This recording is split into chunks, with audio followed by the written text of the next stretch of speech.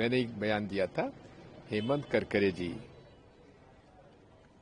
से मेरी चर्चा होती थी और हेमंत करकरे जी ने जो मुझे बताया था वो ये बात कहते थे कि जब से उन्होंने जो एक संगठन के लोगों को मोड़ासा, मालेगांव, समझौता एक्सप्रेस और हैदराबाद में जब से उन्होंने उन लोगों को पकड़ा, उनको धमकियां मिल रही थी।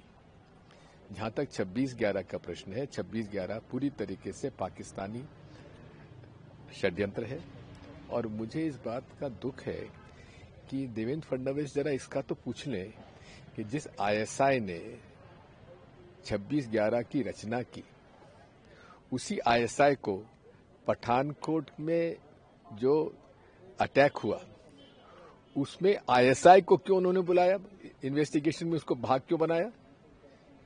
मुझे आपत्ति इस बात की है कि देवेंद्र फडणवीस जी ने कभी मोदी जी से नहीं पूछा कि जिस नवाज शरीफ के जो पाकिस्तान के प्रमुख रहे, उनके घर बिना बुलाए जाने की आवश्यकता क्या थी, उसके बारे में कभी कुछ नहीं पूछेंगे।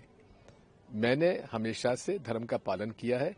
जो बेवकूफ जो समझते हैं वो समझा करें, मैं उनके कहने से बेवकूफ न हो जाऊंगा। राणा जो आ गए हैं शुद्ध रूप से 26/11 के अंदर षड्यंत्र में शामिल था ये व्यक्ति और उसका प्रत्यारोपण जो हुआ है, एक्सट्रेडिशन हुआ है, ये इसलिए हुआ है क्योंकि उस समय की यूपीए सरकार ने सही समय पर उसका इन्वेस्टिगेशन में उसका नाम उसका को पकड़ में आया, उसकी गिरफ्तारी हुई यूएसए में और यूएसए में गिरफ्तारी में उसको सजा हो गई।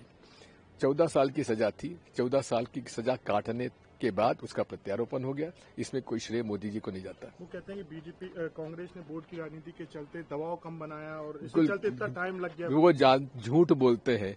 टाइम इसलिए लगा क्योंकि अमेरिका ने उनको 14 उसे राणा को 14 साल का उस पर कैद का आरोप दिया था, उसका आदेश था।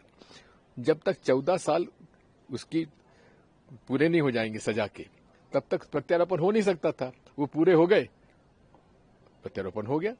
इसकी शुरुआत तो कांग्रेस पार्टी ने की थी और तत्कालीन गृह मंत्री जी चिदम्बरम जी का विस्तृत बयान है, आप जरा कांग्रेस पार्टी का उसको भी पढ़ लिया करो। देवेंद्र फडणवीस आप भी पढ़ लो।